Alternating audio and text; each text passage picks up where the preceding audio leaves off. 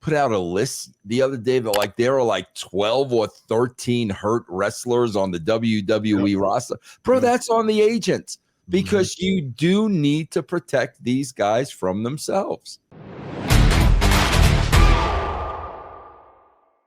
It just makes me wonder, like, when you were working with Jeff Hardy, did you ever encourage him to tone down, to have a little bit more longevity, or to be less tempted to want to rely on substances to ease that pain?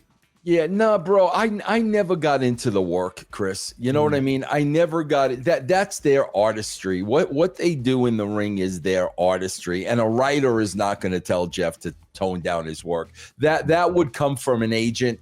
That would come from a fellow wrestler like a D'Lo Brown or a Pat Kenny or, somebody like that. That's not going to come from a writer. So it's interesting that you said that. So how does someone's risky style, though, factor into your confidence in wanting to put the company on his shoulders? Yeah, I have the confidence, bro, that he's not going to do anything that he knows he can't do. I mean, that's the confidence I'm going to have. I mean, I would think that, every talent knows their limitations, and everything they're doing in that ring, they feel confident in doing. I mean, that's the way I look at it. I'm not going to question their work and what they decide what to do and not to do in the ring. I guess that's where that's where I'm confused as far as the limitations is concerned, because we see a lot of wrestlers, especially nowadays, they push the envelope quite a bit. And it makes it difficult, even from a executive standpoint or even from a writer standpoint, to even rely on anyone. Like people bang on Triple H a lot, man. But Triple H to me was one of the smartest workers in WWE. He didn't have to kick or flip or do a lot of things. He was there. He was available. He was more grounded. He didn't do a lot of high risk maneuvers. And he basically was a main event star, a top level star for a long time.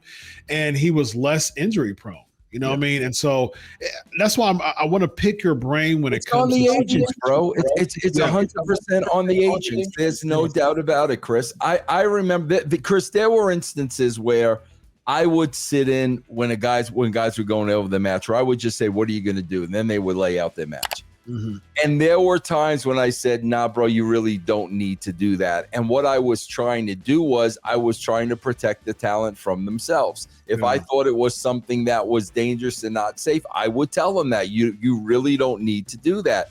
You're seeing so much crazy, ridiculous stuff right now. That's on the agents, bro. The agents are the ones that are supposed to protect the talent from themselves, reel it in, and make sure everybody is safe. That totally is on them. And man, we are seeing, I mean, somebody put out a list the other day that like there are like 12 or 13 hurt wrestlers on the WWE roster. Bro, that's on the agents because you do need to protect these guys from themselves. Yeah, man.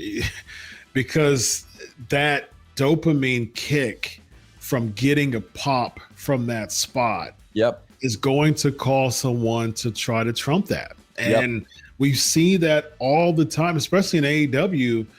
We see stuff like that all the time. And what can I do?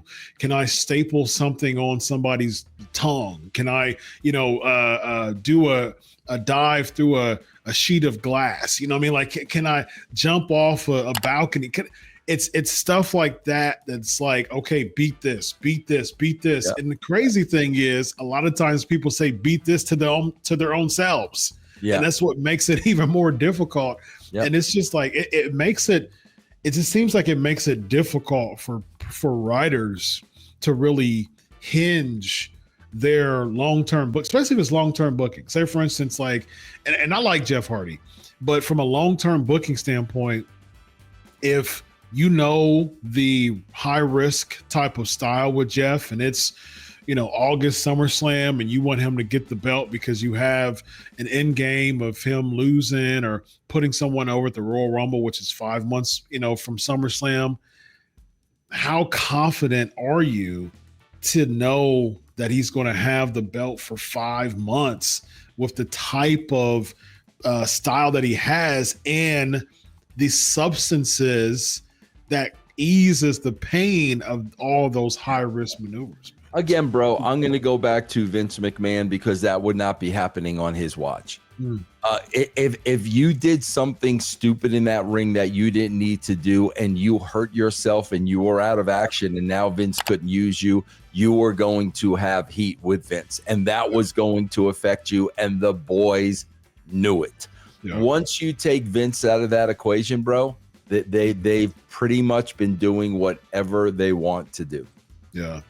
Were you around doing the 10-10-10 angle in TNA? Which what was the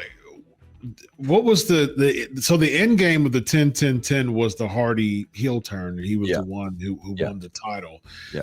What was the vision behind that? And Abyss would always, yell 10-10-10 during the TNA episodes and things like that. And it ended up being Hogan, Bischoff aligning together, and Jarrett, I believe, was a part of it too, that they all came at the same time. What was the vision behind saying, hey, you know what?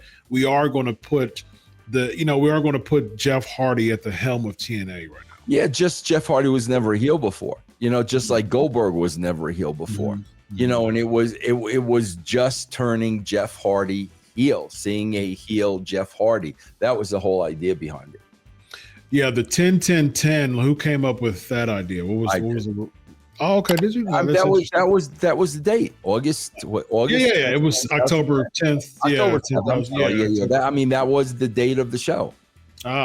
And that was going on for a while. Like why the October pay-per-view? That was the biggest. The Bound for Glory is their biggest pay-per-view, right? Like that's their WrestleMania. Yeah. I think it was Bound for Glory of 2010. I don't remember.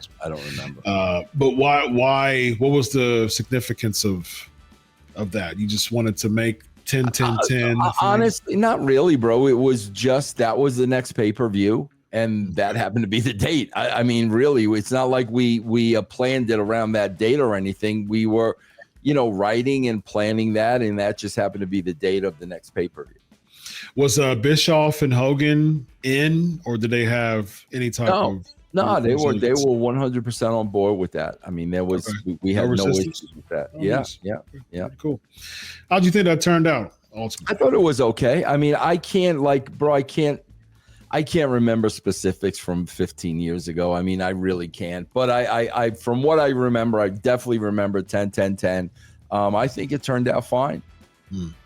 Yeah, a lot of people weren't big fans of the Hardy heel turn because it's like it's kind of similar to the Sting complex in retrospect. I remember when Sting turned heel back in I don't know, maybe 99 or something like that, WCW, and people were just like, Sting is just such a lifelong babyface, man. And it seems like in retrospect, a lot of people thought that with Jeff Hardy too. I think it was an interesting concept. Just that gaudy championship. people weren't the purple championship that he made and created for himself. And that really didn't go well, but it was an interesting concept. And hey, man, y'all put Hardy at the helm. You had enough trust in him. And, bro, I tell you this all the time, man, all the time, and I have no problem with it to this day. I'd rather try something new than see something get repeated 100 freaking times. I really and if it doesn't work, I will take the heat. But as a fan, I would rather try something new than just keep repeating the same thing over and over and over again. Yeah. Yep. Absolutely.